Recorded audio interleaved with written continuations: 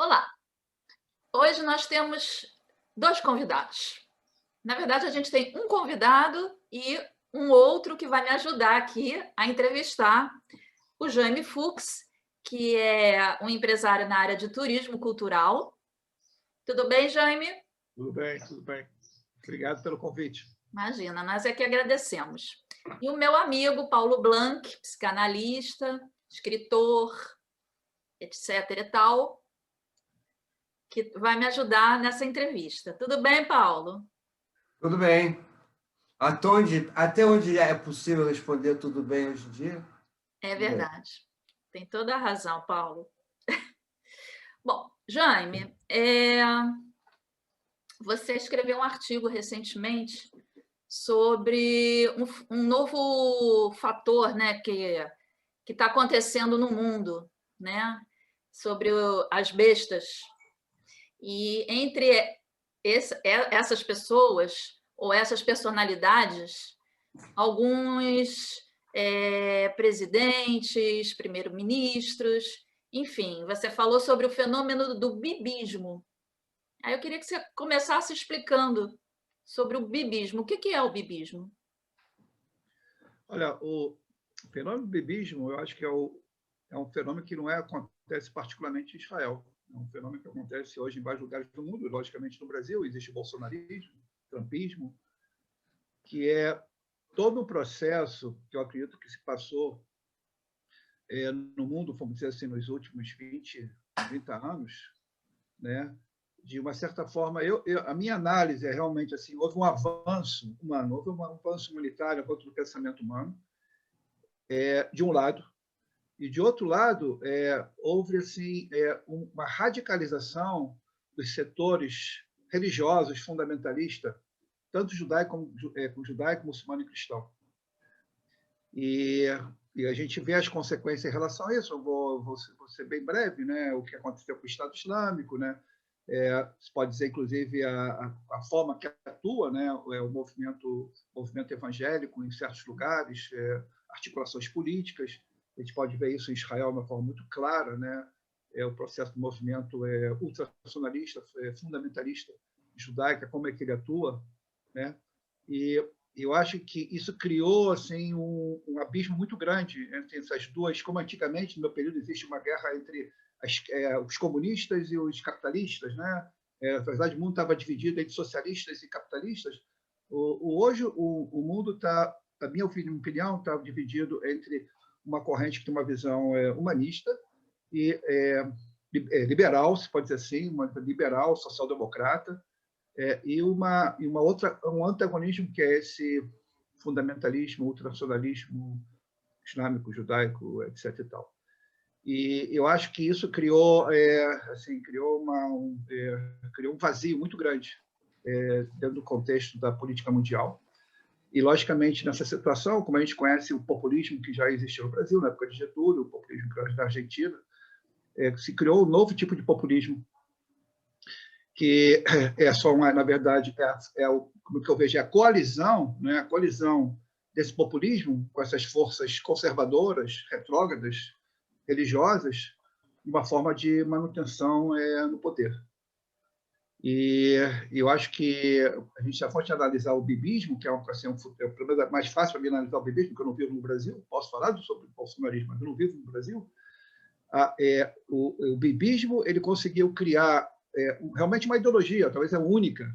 Talvez, se quiser analisar isso em relação ao Brasil, por favor, mas a minha visão, que eu vivo em Israel, é única, porque ela não só criou uma grande parceria, né, um grande pacto com esses setores que é fundamentalista, ultranacionalista, de outro lado, ela afastou todo o movimento que era o movimento Herut, de Menachem Begin, o movimento liberal de direita. Não é minha visão política, mas é um movimento democrático, um movimento liberal, de uma concepção. Inclusive, a gente, hoje em dia, assim, uma coisa meio absurda, eu tenho saudade de Menachem Begin, juro, eu tenho saudade de Menachem Begin. Eu tenho saudade. Jaime Fux Bar, socialista, sionista socialista. Eu tenho saudade de Menachem Begin, cara. Não tem vergonha de falar isso. Por quê? Porque o cara é uma pessoa de direita, diferente da minha concepção política, mas era um democrático. Quantas vezes o Menachem Begin vetou, apesar que era unitário, posições que eram contrárias à minoria em Israel, ou é contra a Constituição, os direitos humanos de Israel. Incrível. Não acontece isso hoje em dia. Então, hoje em dia, você tem não só assim, a oposição em relação a esse conceito de bibismo, não é uma questão de direita e esquerda, porque existe um bloco, e você pode ver, inclusive, a tentativa da coalizão que está acontecendo em Israel para tirar o Bibi, é uma coalizão que eu nunca na minha vida, sonhei que poderia acontecer, porque são setores à direita do Bibi, né? Guidon Saar é a direita do Bibi, né? Lieberman é a direita do Bibi, né? Então, o Bennett é a direita do Bibi. E você tem Meretz à esquerda, inclusive o Partido Árabe. Então, agora, por quê? Porque todo esse conceito é um conceito de manutenção do poder. E a articulação com os setores, fortalecimento desses setores fundamentalistas, ultranacionalistas, e, logicamente, com o setor religioso, judaico, os partidos religiosos, né? E uma política, um domínio extraordinário. Eu acho que não existe uma figura no mundo, sinceramente. O senhor Bibi Netanyahu é um gênio da manipulação política. O domínio que essa pessoa tem com a mídia é inexplicável. E a articulação dele de dominar esses setores é incrível. Ele consegue para essa manutenção do poder. E chega ao absurdo. Para às vezes eu acordo assim, eu vejo as coisas, eu falo, eu não estou acreditando. Porque se fosse a esquerda fazer isso, eu botar no pelotão de fuzilamento. Você acha que isso pode ameaçar? Fortalece com dinheiros e mais dinheiro, os terroristas sanguinários da Hamas, da sua estratégia de enfraquecer o Abbas. Porque, logicamente, o interesse ali é fortalecer o domínio na Cisjordânia, na faixa de Gaza, né? Logicamente, com o apoio dos setores socialistas. Delírio. Isso é um delírio. E isso é uma realidade hoje, infelizmente, do Estado de Israel. E, para mim, como o bolsonarismo é uma coisa muito, muito perigosa para a nação brasileira, o bibismo é uma coisa muito, muito perigosa para a nação judaica. Eu não falo nem do Estado de Israel, para a nação judaica. Você acha que isso pode ameaçar a democracia de Israel? Já está. Não é uma ameaça, já está. As pessoas não entendem. O que eu quero dizer para vocês, por exemplo, guerra entre Israel e Hamas, desculpe dizer assim, para quem mora em Israel há muito tempo, guerra é uma coisa horrível. Mas a gente, infelizmente, não gosta de usar essa palavra, a gente está acostumado. Vai ter cessar-fogo agora na sexta-feira, a gente está esperando já a próxima, daqui a 2, 3 anos. Isso é uma realidade. As táticas, a estratégia de como vai ser essa guerra, isso aí é uma coisa que as pessoas no bunker, isso é uma coisa que a gente está acostumado, infelizmente está acostumado em Israel. Cada 3 anos tem uma guerra.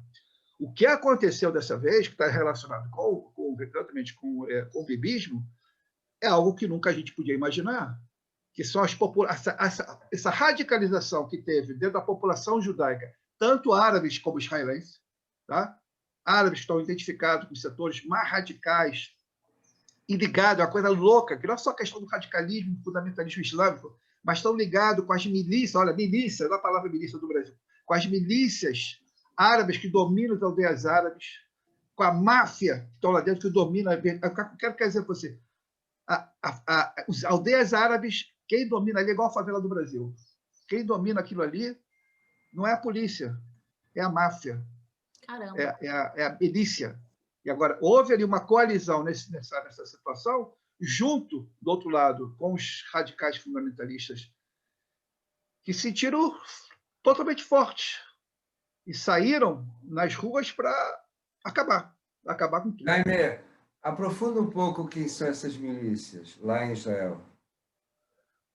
Olha, as milícias de Israel não é como a questão como no Brasil, não é a questão que está ligada à máfia, ao governo, não é isso, é outro tipo de terminologia. O que aconteceu com a realidade árabe-israelense, digo árabe-israelense, não é palestino, são cidadãos israelenses, durante estes 12, 15 anos do governo do Bibi, isso aí, eles largaram isso aí, não fizeram nada, não só na questão da educação, saúde, que eles têm esse direito, mas principalmente o que foi a lei que foi criada, que é impensável um negócio desse, num Estado democrático, um Estado de todos os cidadãos, e eu, como judeu, me vergonho como judeu, de você criar uma lei que você dá direitos claros, garantidos pela lei, para judeus, a lei do cidadão, diferente dos muçulmanos, dos cristãos, dos drusos, que são fiéis a Israel, servem ao exército de Israel, morrem para Israel, etc. Então, é impensável.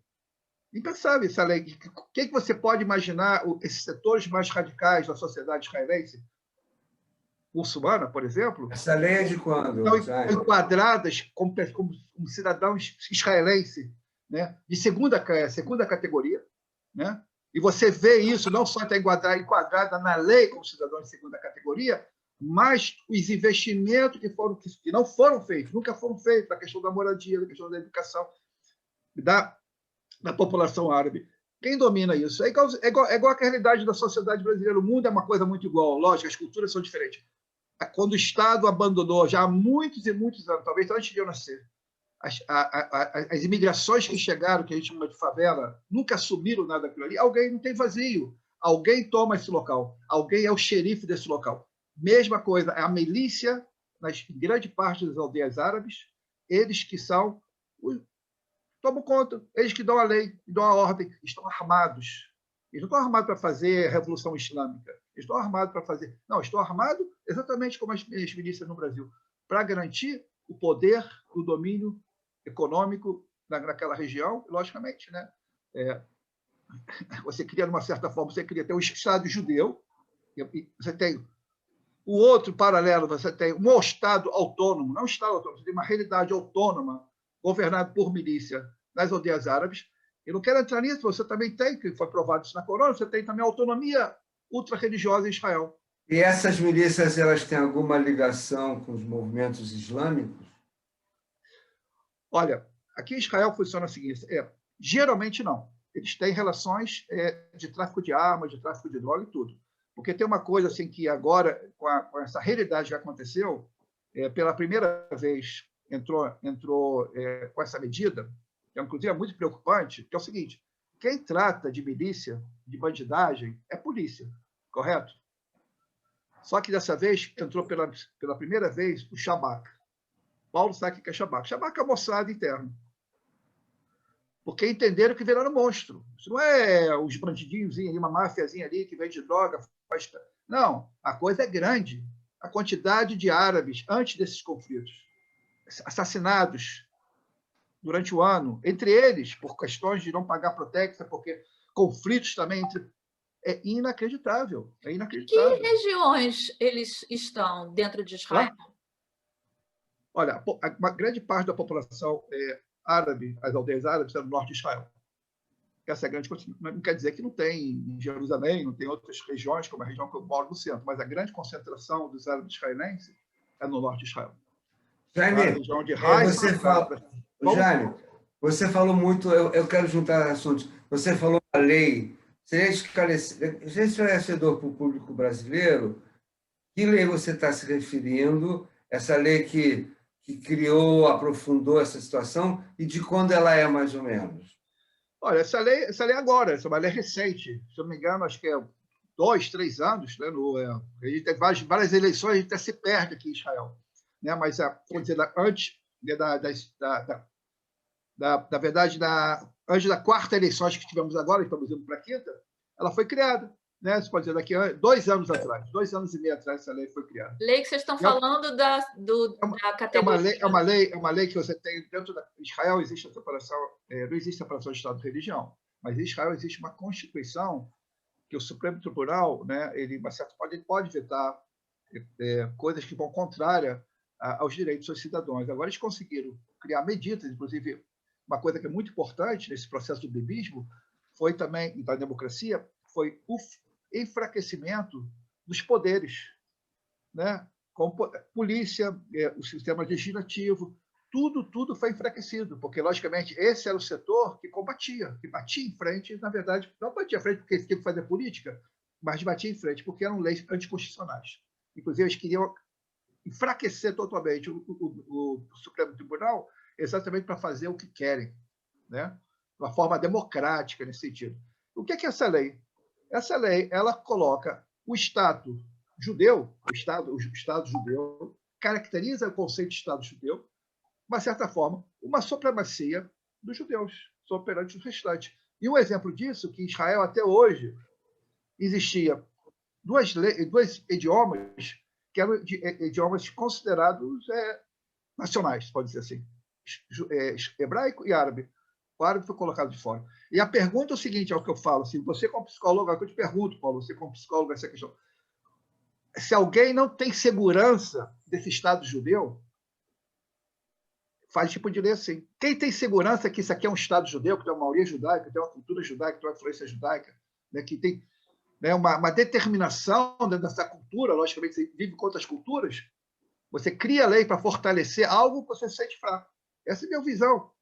Essa é a minha visão. E é óbvio que o impacto que teve essa lei, os cidadãos árabes, israelenses, muçulmanos, cristãos, drusos, foi terrível, terrível, terrível, terrível, terrível, porque eles sentiram, foram enquadrados, eu falo principalmente os drusos, porque os israelenses vão falar, o árabe muçulmano ele não serve exército de Israel. Ok, tem alguns que até que servem. Mas aqueles que servem como os drusos, o exército de Israel, morto por Israel, pela bandeira de Israel, foram enquadrados dentro dessa lei.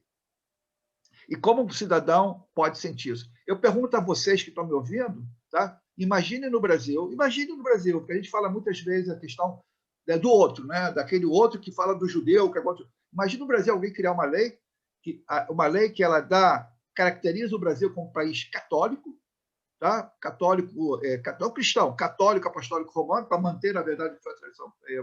E todo o restante, tá? São considerados cidadãos de segunda, são cidadãos brasileiros, cidadãos de segunda categoria, tá? Para manter, de uma certa forma, a integridade, a cultura, os valores que tem que ser guardado do cristão. Uma loucura.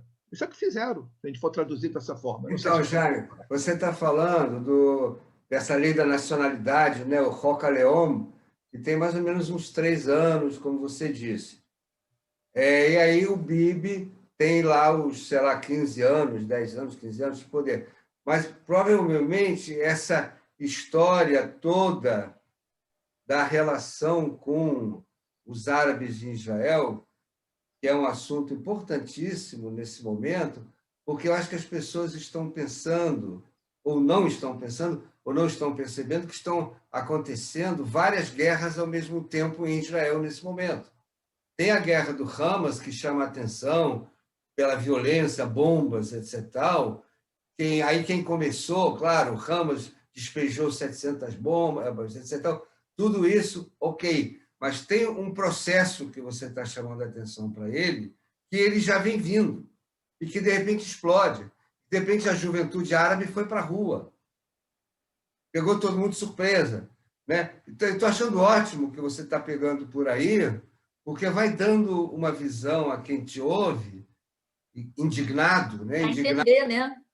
Indignado, porque você é um cara que há 40 anos está em Israel, né? Eu acho que tinha que apresentar você mais uma vez, um cara que está há 40 anos em Israel, que fez Aliá, foi para o Kibbutz, que todo mundo que foi junto contigo voltou para o Brasil, você foi o único que ficou lá, construiu toda uma vida, tem filhos que estão em idade que ainda servem no exército, tem netos, você fala de dentro, não é que fala de fora, de quem manda dinheiro para Israel, etc.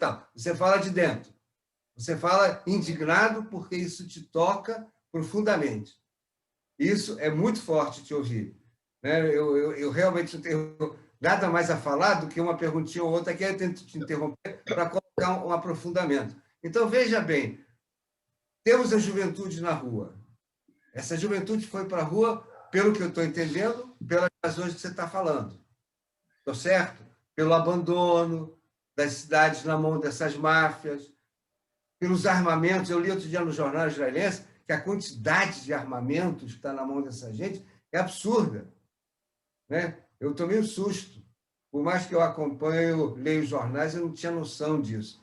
Eu queria que você aprofundasse um pouco mais a questão também, você tocou no início, você tocou na questão do fundamentalismo.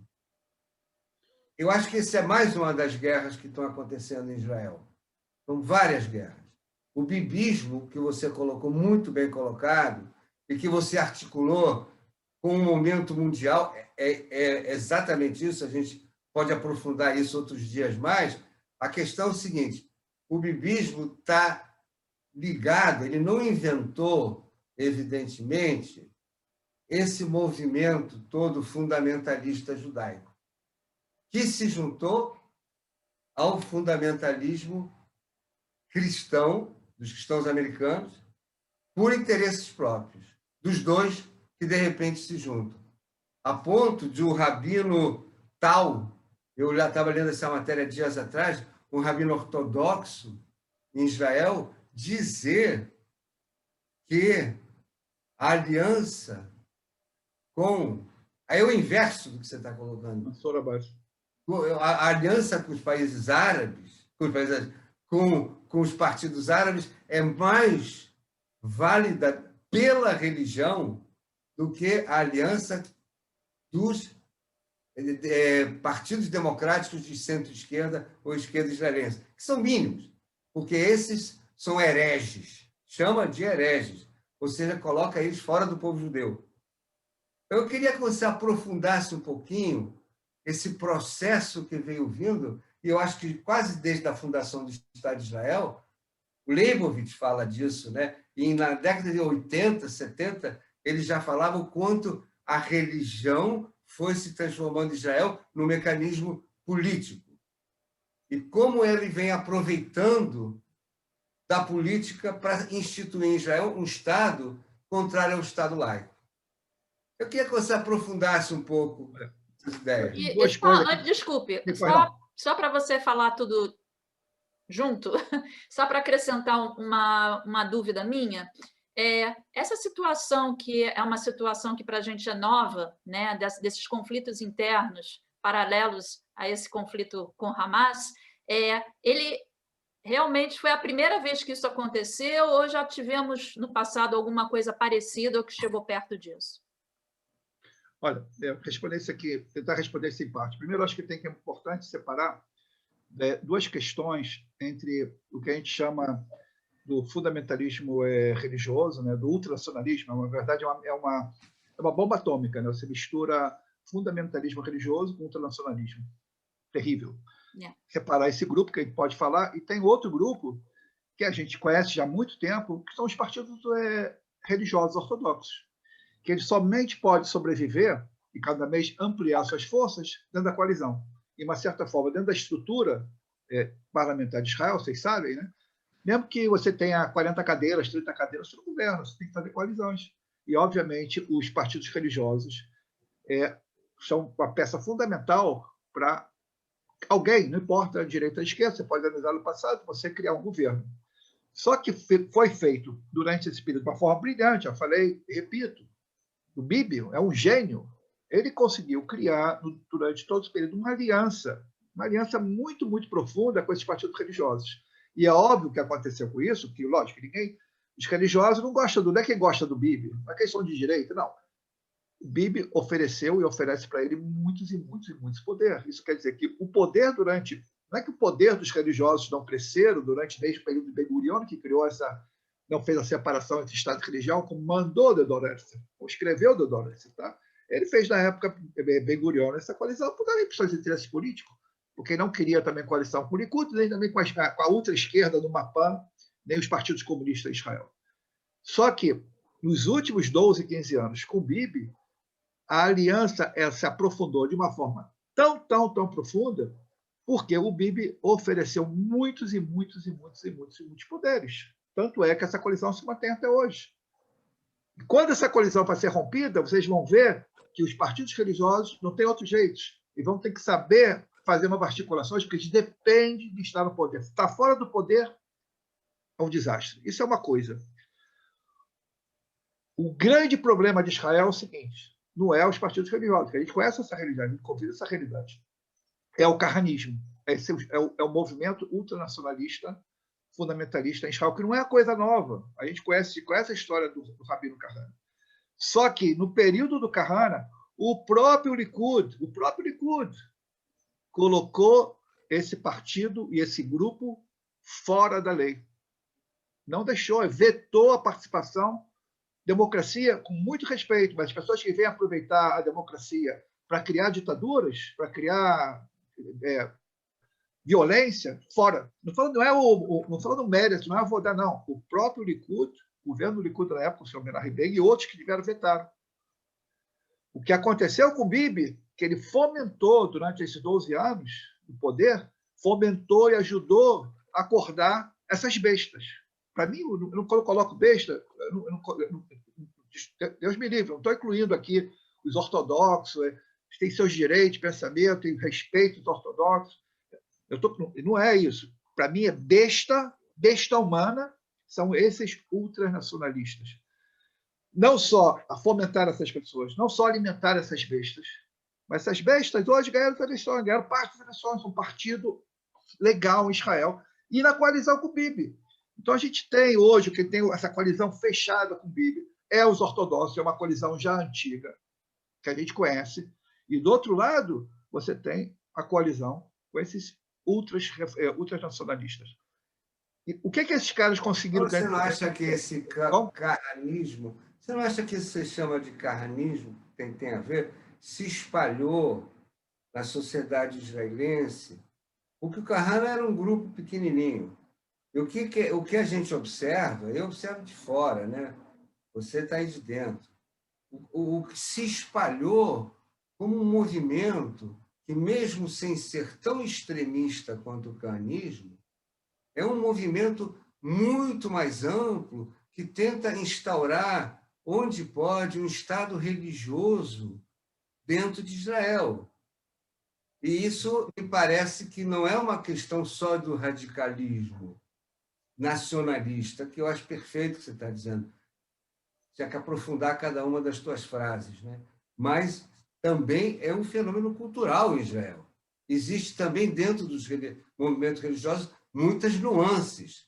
A gente sabe disso. Mas tem uma nuance ultra-ortodoxa que se espalhou e que tenta colocar, e é isso que o Leibovitz já chamava a atenção na década de 80, tenta colocar cada vez mais um Estado religioso, leis que seriam leis da tradição religiosa, por acordos interesseiros de quem está no poder, que é Bibi e vem desde Ben-Gurion. Você falou certo. Mas você não acha que isso está muito mais espalhado hoje em dia do que focado no movimento como o Kahana?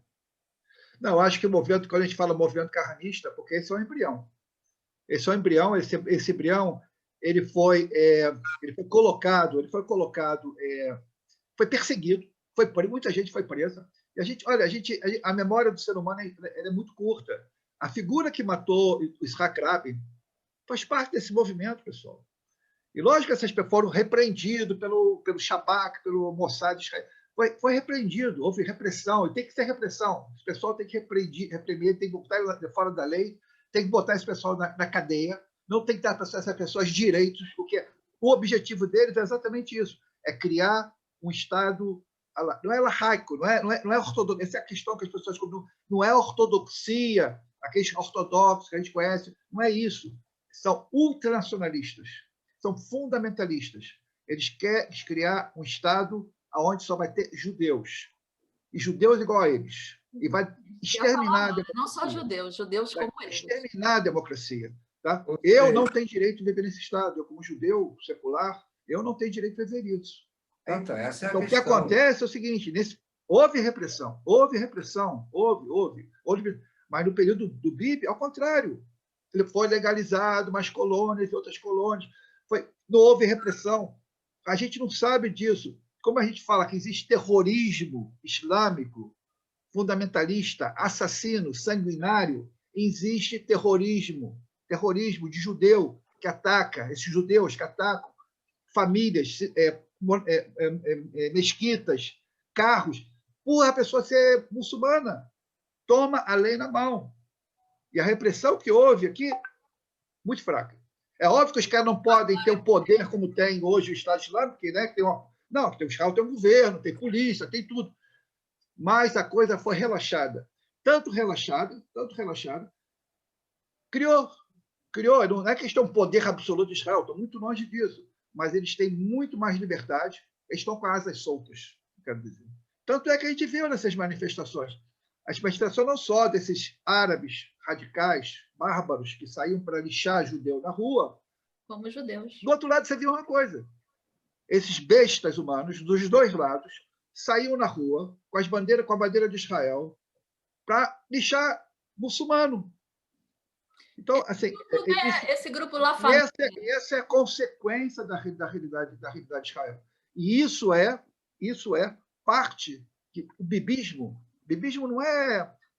A gente não pode colocar que o bibismo são ultranacionais. Não é isso, pessoal. O bibismo aproveitou essas duas forças existentes em Israel para criar, na verdade, uma grande coalizão para se manter no poder. E isso tem preço. E nós, agora, nesse momento, estamos pagando preço. Não só isso. Tem uma coisa muito importante que eu esqueci de falar para vocês, que aconteceu durante esses 15 anos, que eu também nunca vivenciei em Israel. A forma da política do Bibi, a política da mídia, constantemente você se sentir ameaçado por alguém. E ele conseguiu tirar do baú muitos e muitos bestas que existiam, estavam apagados na história, como Ashkenazi contra Sefaradim. Esquerda é comunista, esquerda é traidor, esquerda é isso, esquerda. E também direita. Toda direita que não é a favor, não pensa igual, também é comunista, é traidor. Acho que até Lieberman é esquerda agora. Os árabes, numas eleições que ele falou, não sei se vocês se lembram disso, saiam para votar, porque eles falam voto obrigatório, saiam para votar, porque a esquerda está colocando os árabes nos ônibus para votar e ganhar e tomarem os... O cara conseguiu, de uma forma brilhante, conseguiu manipular a cabeça das pessoas que constantemente têm ameaça. Não é ameaça somente o Hamas. Hamas a gente tem muito claro com isso. Mas é nós aqui dentro, não só entre árabes e judeus, mas só entre árabes e judeus, entre judeu e judeu. Olha, eu falo para vocês, me desculpe que eu me exalto com isso, porque às vezes eu tenho vontade de chorar. Desculpe. Eu estou cansado aqui em Israel de me ouvir chamarem de traidor. E chamar de traidor. Estou cansado. Cansado. Eu falo por que isso? Eu, Jaime, que cheguei com 24 anos aqui em Israel, eu fiz exército. Velho. E eu fiz reserva nesse país até os 40 anos da minha vida. E sou de esquerda, assim, sou de esquerda. Eu tenho 2 filhos de esquerda. Um é oficial do exército. Faz miluim até hoje. Passou 2 guerras. Eu tenho outro filho menor que tem trauma de guerra. É de esquerda também. Participou de 2 guerras na faixa de Gaza. São traidores? Somos traidores? Porra! E essa é a realidade que nós vivemos hoje. Eu sou patriota, eu sou sionista. Eu sirvo e sirvo a minha pátria. Tenho 6 filhos, tenho 6 netos, que infelizmente também vão servir essa pátria. Sou traidor? Esse meu grito que vocês estão me ouvindo, essa emoção que estão me ouvindo, é isso que o bibismo criou. Mas não é entre eu e os árabes, é entre judeu e judeu. Você fica cansado de as pessoas, você ter um posicionamento político diferente, que é um direito como democrata, alguém te falar, sai fora desse país, tu é um traidor, tu é um judeu de merda. Jaime, eu entendo você, eu acho que é difícil, né? E eu vejo isso como um fenômeno não só em Israel, eu acho que isso é um fenômeno mundial, né? Que infelizmente eu não sei o que acontece, que as pessoas parecem que elas precisam de um salvador da pátria. Eu acho que no caso aí em Israel, por que ele, né? Porque é um país democrático, né? Então, se ele está no poder é porque o povo elegeu, não diretamente, mas a gente sabe que é o povo que decide, né? Então, por quê? É o medo que as pessoas têm? Ele é uma figura que oferece uma proteção acima do que os outros podem oferecer? O que leva as pessoas a ficarem assim tão alienadas, né? Olha, eu vou ser sincero para você, assim, uma coisa que eu aprendi com o Paulo Branco, uma aula que teve, inclusive, aí com você, que é a psicologia do fascismo. E se a gente for, quem sou eu analisar, né, como Paulo, mas eu acho que o fenômeno que acontece aqui é o medo, esse medo que as pessoas vivem. Israel é uma coisa muito forte isso. Medo da bomba atômica do Irã, o medo de ser invadido pelos países árabes, o medo constantemente das ameaças da bomba. Né? Existe uma necessidade, né? E uma outra coisa muito importante que a gente esquece de falar, todas as iniciativas que tiveram aqui, realmente teve iniciativa aqui, pode dizer, desde novembro de 1947, com a partilha, os árabes abriram mão de ter seu próprio país, porque não foram pragmáticos como os judeus. Você vê a devolução do Ariel Sharon devolveu a faixa de Gaza. Não tem um judeu que vive lá e criar a sua Singapura, que é um país normal, que é um lugar normal, para dar um exemplo para o mundo e também para os judeus aqui, que pode viver em paz. Estraçou. E é óbvio que as pessoas aqui vivem o medo. A judeu, Israel, as pessoas não só vivem ainda, infelizmente, a sombra do Holocausto. Mas a gente vive constantemente esse sentido, essa ameaça da nossa existência.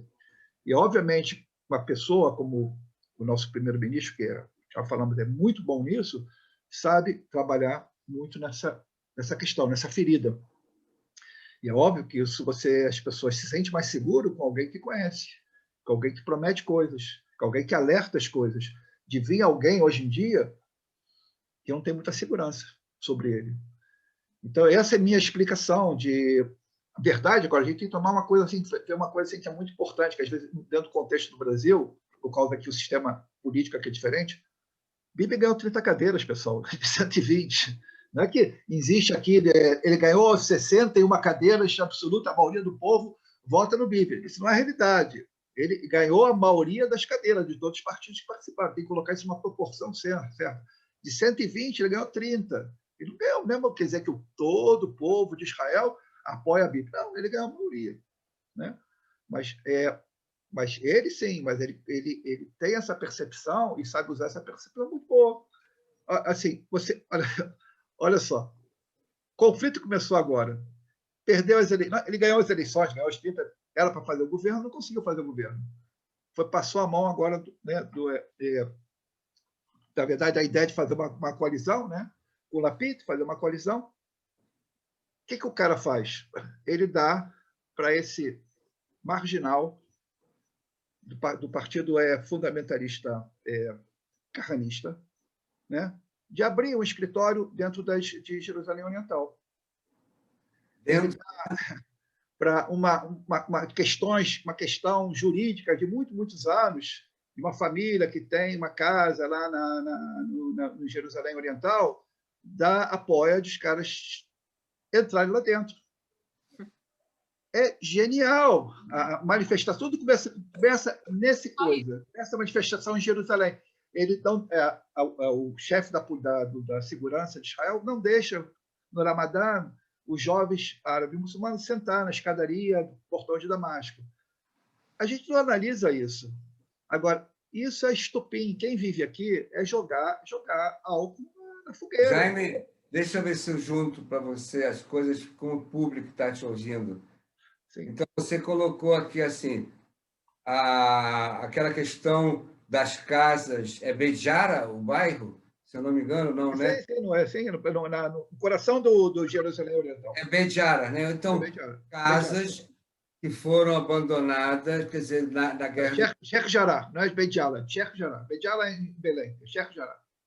Então, é esse bairro. Foram, na guerra da independência em Israel, a Jordânia ocupou essa parte de Jerusalém, ali moravam judeus que saíram, portanto, e passaram-se 60 anos e agora reivindicam essas terras. Aí isso foi para a justiça. Aí Casa, não, desculpa, não é as terras, é casas, são casas. Desculpa, casas. Lapso meu. Então, foram para essas casas. Então, a jogada interessante é que eles foram para a justiça. Então, o governo não tem nada a ver com isso, é justiça. E a justiça deu a eles o que se chamaria no Brasil de reintegração de posse. Ao invés da justiça buscar algum meio de campo, aí tem a coisa oposta. E por que os palestinos não têm direito a reivindicar? Enquanto eu falo, você baixa um pouco a tua energia. Não tem direito de reivindicar as suas terras também? E tem uma lei internacional que diz assim: quem desenvolve uma guerra e perde posses nessa guerra não tem direito a reivindicar. Como o governo jordaniano nunca se preocupou de dar a esses habitantes que tomaram as casas dos judeus o direito de posse legal, nunca fizeram isso. Isso é um artigo enorme que eu li outro dia explicando tudo isso. Então, já que eles não fizeram isso, essas pessoas que estão lá não têm direito para casa. Se eles tivessem dado esse direito, olha que jogada jurídica inteligente, malévola inteligente. Já que os jordanianos não deram esses habitantes palestinos direito sobre a casa, eles não têm direito de posse e pode ser reivindicado. Como o invasor foi a Jordânia, os árabes que perderam a guerra, aspas, os palestinos, não têm direito, portanto, a reivindicar. Então, um tem direito de reivindicar, outro não. Se a política, que você chama de canista, com toda razão, extremista, com toda razão, tivesse interesse de manter a paz, faria ali um acordo. Claro. Faria um acordo, o Estado assumiria, daria aos judeus que reivindicam uma indenização, mas não. Esse deputado que você falou, de extremíssima direita, foi e se instalou no meio da rua. E ninguém pode, aspas, eu digo aspas de ironia, ninguém pode tirar ele porque ele está em espaço público. Em espaço público, ele é deputado, como aqui os deputados têm imunidade, né? Então podem fazer o que bem entendem. Então, o que a gente tem aí? Um desejo de instaurar a besta do apocalipse. Isso. Estou aqui esperando a hora de dizer, Jaime, o que você está falando de besta, o inconsciente é genial, né? É a besta do apocalipse. A visão da besta do apocalipse é a visão que tanto a ultra-ortodoxia religiosa judaica quanto os movimentos neopentecostais americanos apostam na besta do apocalipse, que vai criar a guerra de Gog e Magog, que vai ser a guerra do fim do mundo, mas de um outro mundo, onde vai ser construído o Templo de Jerusalém, e onde, para os neopentecostais, vai ser o lugar onde Jesus vai reinar para o fim do mundo se instaurar a favor dos cristãos. Os judeus ortodoxos também acham que vão construir, só que é o oposto. Então, os dois se juntaram, fingindo um que não sabe o que o outro quer. Do lado dos neopentecostais, os judeus que não se converterem vão para o inferno. Do lado dos ultra-ortodoxos, o Mashiach vai chegar e vai instaurar o governo universal. E isso é a besta do Apocalipse. É o Apocalipse de João, que o Paulo, ministro, já há um ano atrás, as pessoas esquecem, como você diz, é verdade, a memória é curta, uma pulseirinha com a citação de João, mas o João da besta do Apocalipse. Ou seja, há um projeto apocalíptico. Essa é a questão, Jaime. Há um projeto apocalíptico, sim, que vai além de todas as nossas capacidades de pensar. Há um projeto apocalíptico no Brasil, há um projeto apocalíptico no Oriente Médio, há um projeto apocalíptico que teve no governo americano com o Trump, o catalisador. Então, há um interesse que é novo, no meu entender, né? É novo no sentido de que começa a ficar muito forte no final do século XIX e para o XX, onde a religião ortodoxa, não judaica, a religião fundamentalista vai tomando força através da política. Há um uso mútuo, não há vítimas, nem manipulados. Há um uso mútuo, onde o projeto apocalíptico religioso se usa da política. Então, aquele papo marxista de antigamente, que a religião era o ópio do povo, se inverte. A política passa a ser o ópio do povo, no sentido de vender uma ilusão. E essa é a questão que você está batalhando nela o tempo inteiro e chamando de besta, é porque tem um projeto, sim. Pode me chamar de paranoico, que eu estou levantando teorias conspiratórias.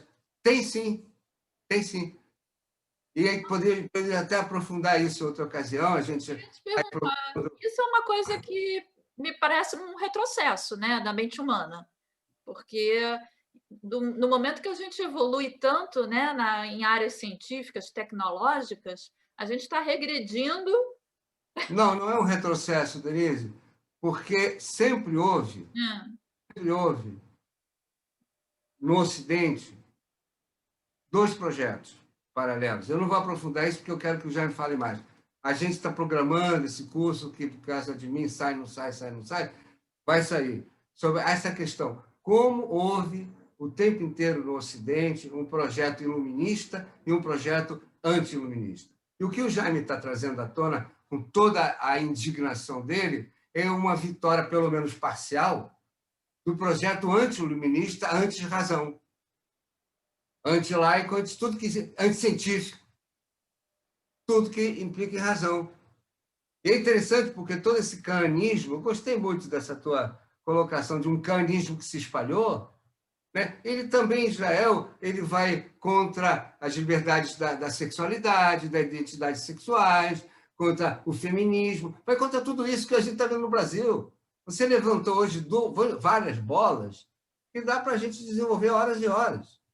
Eu fiquei muito impressionado com o teu início, né? Porque eu olhei assim e falei, pô, incrível, como você conseguiu juntar uma realidade israelense com uma intensidade emocional muito grande e que, na verdade, é a realidade do mundo ocidental.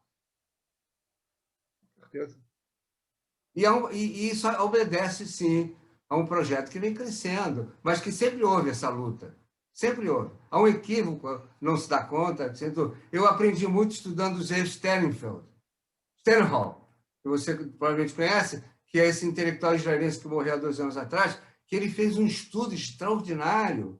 Parece que vou editar no Brasil um livro dele, sobre essa questão toda do iluminismo no Ocidente, né, que tem a ver com aquilo que você falou da formação do pensamento fascista. Ele não é uma exceção. Ele é fruto de toda uma outra maneira de pensar e de uma outra proposta cultural. E que isso está crescendo. E você falou uma coisa fundamental. Na verdade, 30% da população israelense, olha que parece uma coisa cabala numérica, 30% da população brasileira não é de apoiar o Bolsonaro. E já é 30%. Cara, a gente, se não fosse trágico, a gente ri. É verdade, é verdade. Vai lá, Jaime, continua. Não, eu só queria colocar uma coisa assim, voltando à questão dessa questão da legal, né? É óbvio que na questão legal, se você tem uma propriedade, o Estado sempre vai dar a favor daquele que tem a propriedade, né? Isso não acontece somente quando o Estado dá em favor ao judeu, também dá a favor ao árabe. Tem muitos casos que o Estado dá a favor do árabe tomar a sua terra que é dele, por direito. O cara tem escritura, isso é uma lei internacional, isso não é lei de Israel.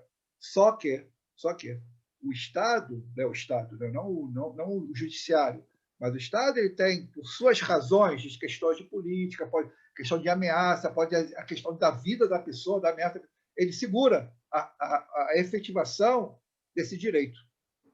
Isso é constantemente, não é uma coisa nova que aconteceu. E a pergunta que eu faço é por que de tantas questões que existem dos dois lados que o Estado segura, porque realmente que qualquer lugar vai ter conflito. Imagine devolver uma terra, um terreno que era no Palestino, devolver para eles, o que vai acontecer dentro na colônia dos judeus? E vice-versa. Por que o Estado, nesse momento, exatamente nesse momento, estava organizando uma coalizão? O governo, vamos executar a lei. Nesse caso, ele quer executar a lei. Isso. E se a gente não conseguir entender o que é o biblismo, E é genial isso. É genial. Ele sabe usar o poder. Sabe usar o poder no momento certo. E outra coisa importante entender é o seguinte, eu não me lembro agora o nome do chefe das Forças Armadas, chefe da polícia de Israel, né? O Supremo, sei lá, da polícia de Israel. Ele, não o Jaime, não é a esquerda, ele é um cara, é um profissional, ele fala de forma muito clara. Esses carranistas que começaram toda essa zorra, esse vandalismo que está em Israel. Não foi os árabes, foi esses. Ele falou, não é o Jaime que está falando. Ele tem essa declaração, lógico, o governo de Israel ficou, o Bibi ficou pau da vida com ele. Portanto. Mas o cara fala a verdade. Ele tem coragem de falar a verdade. Porque, imagine, você tem em Jerusalém, a polícia numa situação difícil de controle, aquelas manifestações, aquele vandalismo que está acontecendo com os árabes, com a população muçulmana. Vem esse grupo do carranismo, com esse Itamar Ben-Gvir, que é o líder, por seu direito, vai participar dessas manifestações. O que pode dar um negócio desse? E a polícia não pode fazer nada, porque é um direito democrático, o cara participar das manifestações.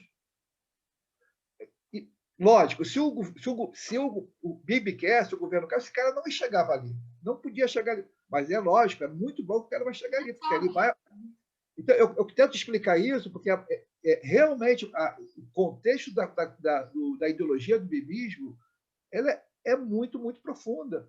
Tá? Não é uma coisa banal. É genial. É genial. É como você saber, no momento certo, manipular o poder para você se manter o poder. E o que aconteceu? Entre nós, o que aconteceu? O Naftali Bennett, que era a chave crucial dessa questão, dessa unidade nacional, a direita e esquerda, e de criar um governo de emergência, o cara sai fora. E o Bibi, está adorando, está adorando. O Bibi agora, no cinismo dele, está querendo ser mais tarde esse cessar-fogo, prorrogar o cessar-fogo, porque quanto mais a guerra continuar, melhor, porque vai terminar os dias que está contado para. Então, quem vive aqui e tem essa sensibilidade, desculpe dizer, isso é um nojo. Isso é um nojo. Claro. Como um homem. Deixa eu tentar abordar mais uma coisa. De matar no poder, ele faz tudo para se manter no poder. De uma certa forma, vai muito mais no interesse dele. Jaime, deixa eu te levantar mais uma questão, por favor, que eu acho que é importante. Você tocou em várias guerras. Eu acho que no momento estão acontecendo várias guerras mesmo. Uma delas muito bem coberta pela mídia, a guerra oficial, Hamas-Israel. Você tocou na guerra cultural, que é uma questão importantíssima no mundo de hoje. Você tocou na guerra cultural religiosa. Você tocou na guerra interna com a questão dos árabes israelenses, é bom sempre lembrar isso, você frisa muitas vezes. Você tocou na guerra interna na sociedade árabe, com o abandono nas mãos das milícias, que é interessante. Você falou uma coisa muito boa, que essas milícias não estão por acaso, elas estão cumprindo para o Estado uma função que o próprio Estado não está querendo cumprir, a mesma coisa aqui. Eu queria que você colocar também mais uma guerra que ainda não foi bem abordada, nem aqui na imprensa, e que eu acho que merecia você abordar ela melhor. A questão da guerra interna entre os palestinos do governo da autoridade palestina e o Hamas. E o quanto o Hamas tenta se aproveitar desse ataque que desencadearam sobre Jerusalém e sobre toda Israel, um ataque que pegou todo mundo de surpresa, um ataque absurdamente muito mais forte do que todos os outros, mas como tudo isso é parte de uma estratégia de luta, de uma guerra interna entre o Fatah, são os herdeiros do Fatah, e o Hamas, que quer ter uma hegemonia sobre o movimento palestino. Eu estou falando besteira ou tem a ver? Não, eu acho que você está falando é corretíssimo. Acho que a gente não tem muita consciência, que muitas vezes, quando a gente fala o conflito no mundo muçulmano, não é o conflito entre os muçulmanos, judeus, muçulmanos cristãos, é entre xiita e sunita.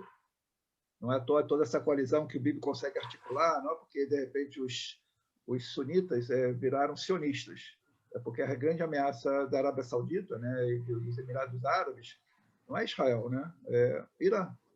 E também a grande tensão hoje dentro da questão palestina não é a questão entre árabes e israelenses, ou entre Israel e os palestinos, desculpe, entre Israel e Palestina. É sim que existe hoje duas entidades palestinas, como o Paulo falou. Existe a entidade da Hamas, que tem um território, domina um território, completamente dominado esse território pela Hamas, não tem israelense, não tem colonos lá, diferente, e tem a Cisjordânia, dominado por Abbas.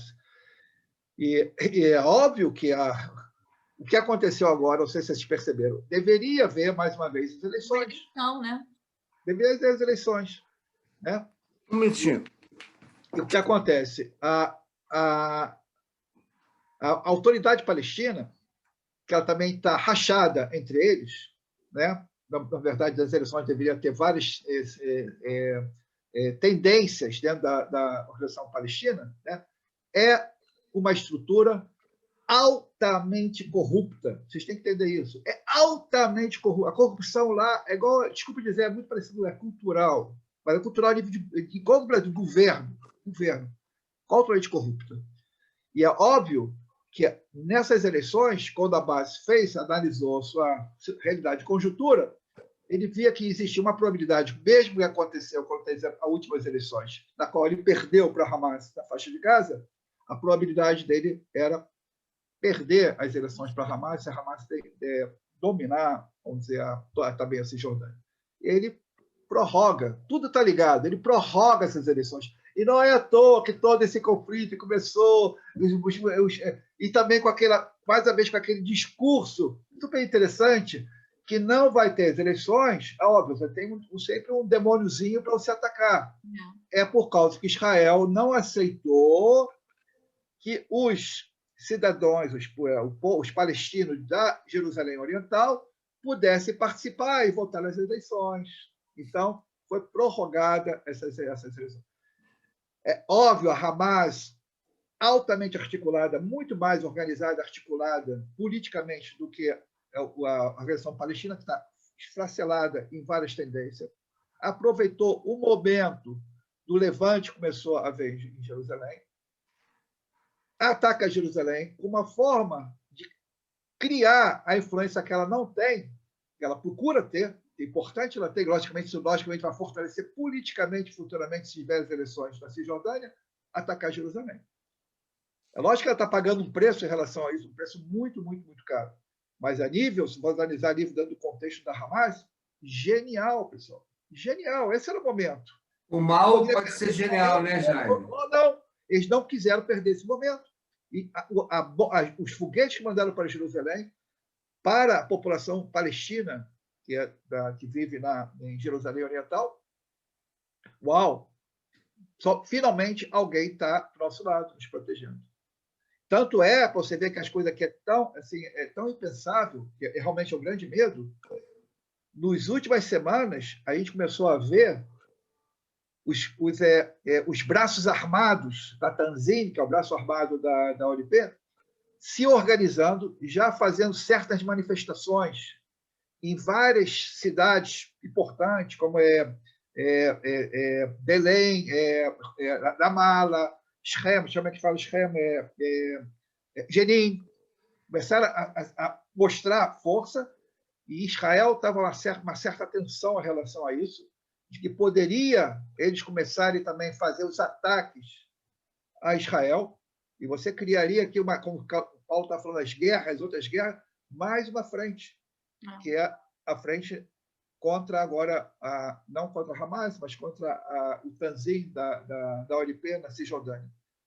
Paralelo a isso, esquecemos de dizer, que é muito importante, inclusive Israel soube atuar de uma forma muito inteligente, houve alguns foguetes que chegaram da Síria, houve foguetes que chegaram do Líbano, como uma forma também de criar uma situação total.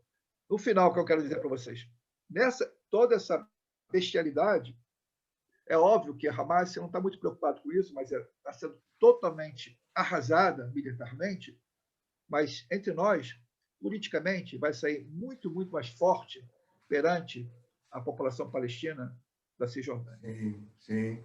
E tem analistas já dizendo que... aliás, eu não me lembro o nome dele, tinha um chefe do exército israelense, no passado, que dizia que Israel vencia todas as batalhas e perdia a guerra, sempre. Né? E o Hamas inverteu, né? Perde todas as guerras e vence as batalhas. Né? No final das contas, ele vai sair fortalecido. A tua análise é perfeita. Né? Por quê? Porque o que interessa ao Hamas é aparecer como representante do povo palestino. E aí você está juntando mais um elemento, que é a questão do Hezbollah. E qual é o sonho do Hezbollah? É provocar uma guerra geral. A estratégia do Hezbollah sempre foi essa, provocar uma guerra geral. E se o Bibi, aí vem o bibismo, quer dizer, o mal que encarna no ser humano está presente, sim. E o problema é quando não sabe parar também. Porque se o Bibi não para essa guerra nos próximos 48 horas, e ele tem o poder de parar ou não, e parece que o chefe do exército israelense hoje em dia é um cara muito mais centrado e que está até surpreendendo pelas colocações dele, se ele não for na onda de que tem que dar uma parada agora, ele vai estar dando força para esses movimentos que você acabou de levantar na Palestina. E aí é onde vai acabar isso. Porque a questão do mal é que ele não tem fim. Você fala da besta, eu tenho me interessado muito ultimamente em falar sobre a questão do mal. Porque tem uma hora que a razão não dá conta. As teorias políticas, psicanalíticas, o que quer que seja, não dão conta. E não dão conta sempre que a realidade está além da realidade. Está fora da nossa capacidade de pensar. Né? E a gente está num momento desse. Também aqui. As tentativas de explicar Bolsonaro falham. Todas falham. E falham porque tem uma coisa a mais nessa história. E você está trazendo isso em termos de Israel também. Mas eu quero colocar uma coisa para vocês, uma coisa até positiva, a gente está falando coisa assim, bem pesada, né? Bem, muito pesado. Sinceramente, eu estou até meio...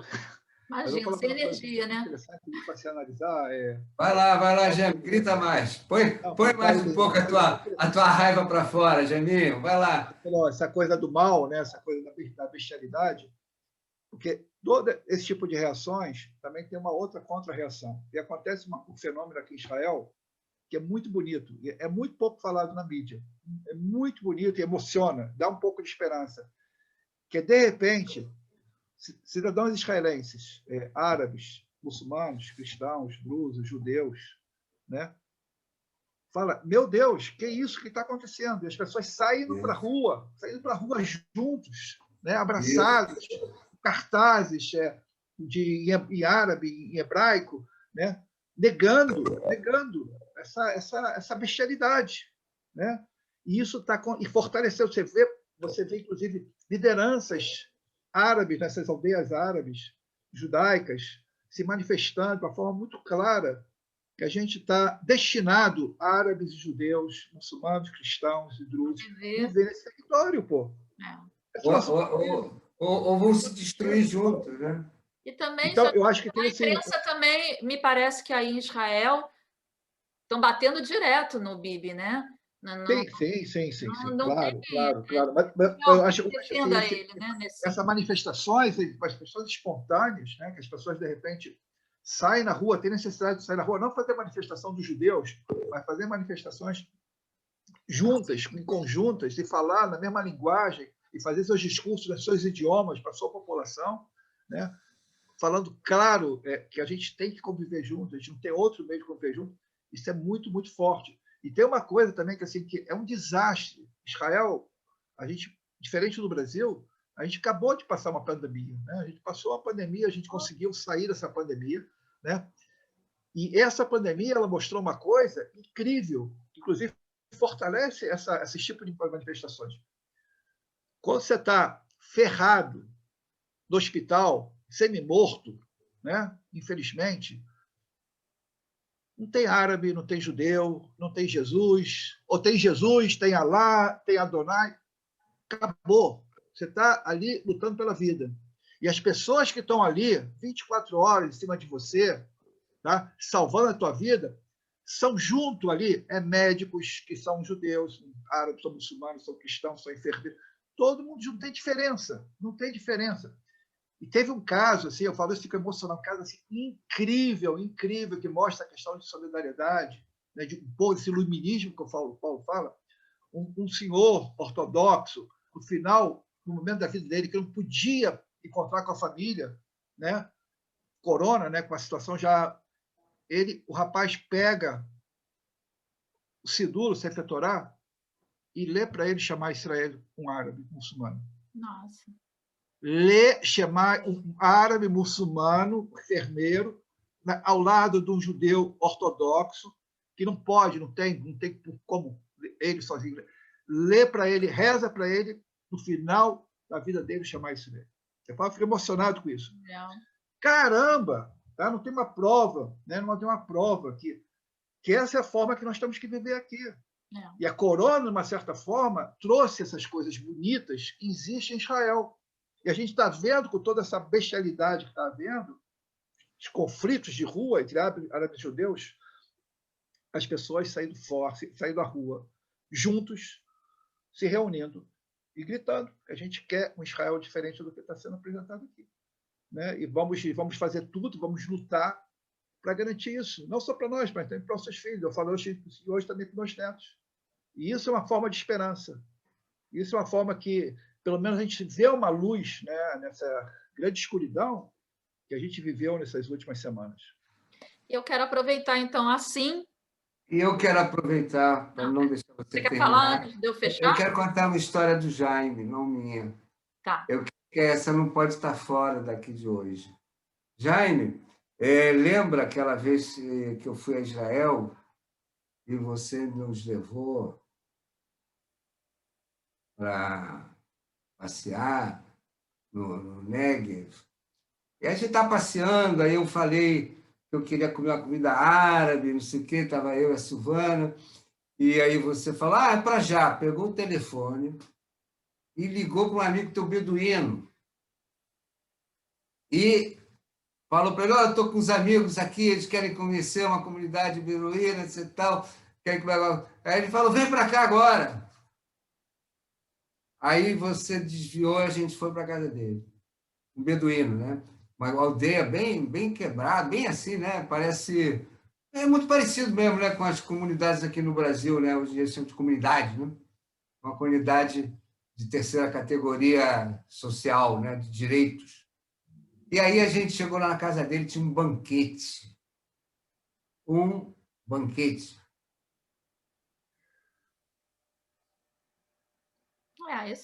Isso traz um pouco de alívio para a gente, né? Saber que...